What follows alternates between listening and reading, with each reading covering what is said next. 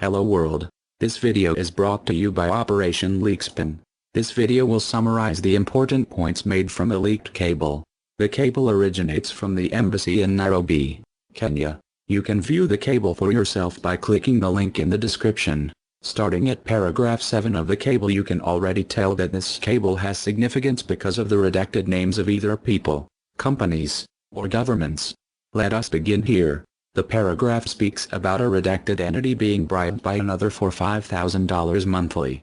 This monthly bribe comes about due to a landline telephone contract.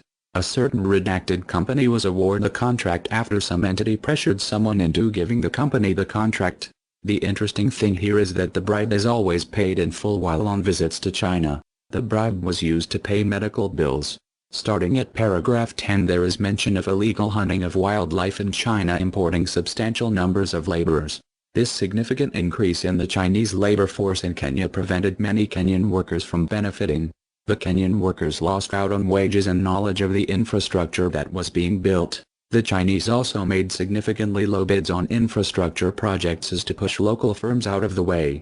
It is stated that illegal hunting of wildlife significantly increased wherever Chinese labor camps were located. Quoting, Kenyan Wildlife Services also reports that 90% of the ivory smugglers detained at JKIA are Chinese nationals. Starting at paragraph 11, there is mention of the Chinese turning a blind eye to the massive counterfeit Chinese goods flooding the Kenyan marketplace. An example is counterfeit batteries.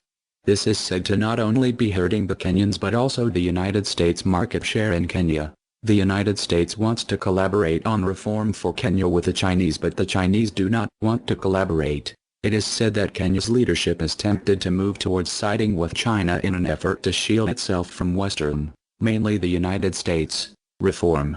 Although backlash could come from the Kenyans directed towards the U.S., it is stated that the same could happen towards the Chinese for mishandling labor and natural resources. Please help continue the efforts of Operation Leakspin. Help us bring light upon government corruption by joining us spread this information globally.